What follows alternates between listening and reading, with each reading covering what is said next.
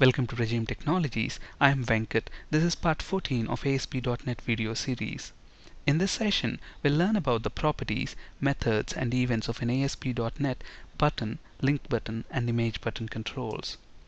All these three button controls in ASP.NET are used to post or submit a page to the server for processing.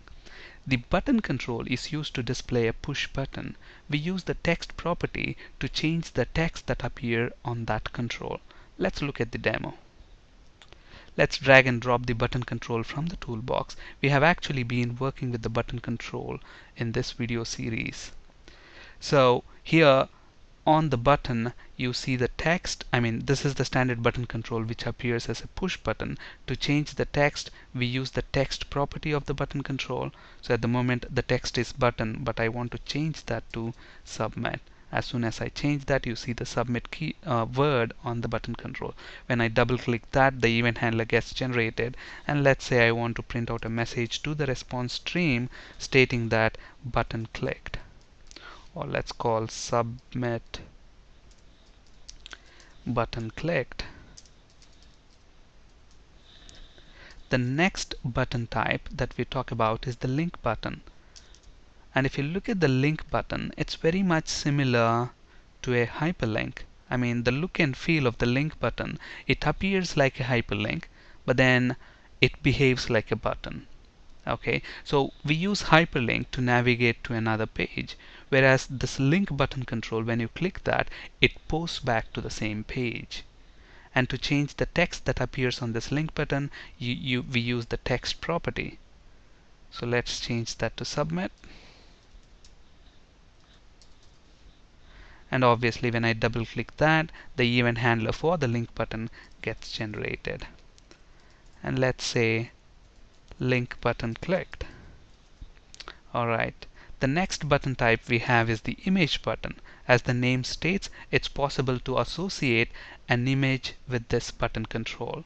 At the moment we don't have an image associated, so it displays just like a little dot. So let's associate an image with this button, and to do that we need to have an image within our application. So let's copy an image into this application. I have this submit image, so let's create images folder within our application. So add new folder, let's say images, and let me copy this and paste that into this images folder. Alright, so to associate an image with the image button, we use the image URL property of the image button control. So we have the image URL property, click the ellipsis button, navigate to the images folder, and then select the image. Click OK. Now the image is associated with the image button. When we double click this, the event handler gets generated, and let's say image button is clicked. So obviously, as you might expect, if we run the application, click the respective buttons, we know that message will be shown. So obviously when you click the button, the web form will be submitted to the server, and then it will be processed, and the respective message will be shown. So if I click the link button clicked. Alright. Now there are several properties as far as all these three buttons are concerned, like command name, command argument. We will be talking about these properties when we talk about command button in the next video session. We will talk about causes validation and validation group when we discuss about validation controls. And we will talk about the postback URL property when we talk about cross-page postback. So until then, don't worry about these properties. Now, one of the most important properties with all of these three button controls is the on client click property. Okay, so we can use that property to associate some JavaScript that we want to run in response to the click event on the client. Now we know that when we click this button control, when we run this project and click this button control, the page will be posted back to the server. Okay, now remember, the client for the web application is a browser.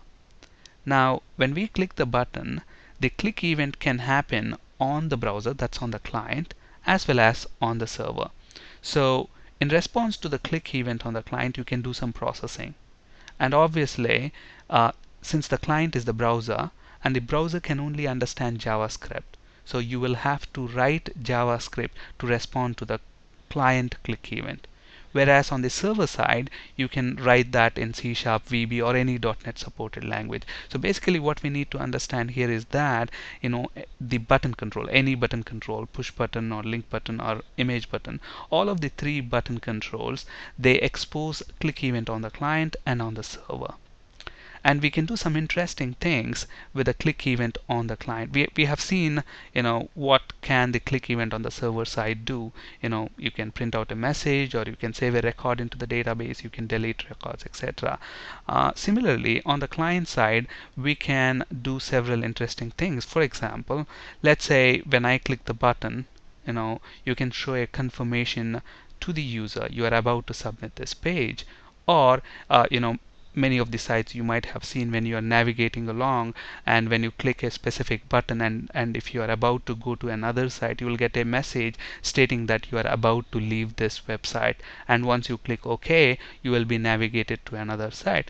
Or for example, when you are about to place an order, you might get a confirmation you are about to place an order, and then as soon as you click OK, the web page will be posted to the server and the order will be placed. And another variation, you might have several records, and then accidentally when you click the delete button on one of the records on the web form, you might get a pop-up like this: are you sure you want to delete this record? Okay, I mean, if you have accidentally clicked on delete, then you have another choice to cancel the post back, thereby you wouldn't delete the record. Okay, so things like this can be done on the client side using JavaScript. And obviously these are in response to the click event on the client side. Okay, so if you look at these button controls, for example, if you take the image button control, and if I go to the properties of this image button control, there is this property called on client click.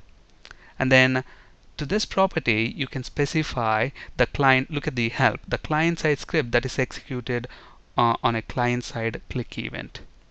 So we can write the JavaScript that we want to execute. Let's say, for example, when I click this button, I want that confirmation, you are about to submit, the one that we have just seen. Okay, so if we want that confirmation, we need to write the JavaScript. Okay, so in JavaScript there is a function, alert function, which can show this pop-up. So let's make use of that alert function. So all you have to do is alert. So we are saying alert, we are using the alert function, which displays this message, this message box, and to that function you pass in this, you can pass in this message: you are about to submit this page. So to this function I am passing in the message: you are about to submit this page. That's it. So now when we run this page, and when we click that button, as soon as we click that button, we get a message. Look at that, you are about to submit this page. Upon clicking OK, look at this, we didn't get that server side message yet. So once I click OK, that's when the web form will be posted and we get this message back. Okay, now if you look at this confirmation, it's like, you only can do one thing. You can just click OK, you cannot do anything else. But let's say we want the user to cancel the post back. Is that possible? Absolutely. You can cancel the post back as well. And to do that, we have another function in JavaScript called confirm function that we can make use of. As you can see in the slide, the confirm function of the JavaScript displays this message box which has got two buttons, OK and cancel. When you click OK, the web page will be posted back to the server, and the server side click event will be executed. Whereas when you click cancel, the web form will not be posted to the server.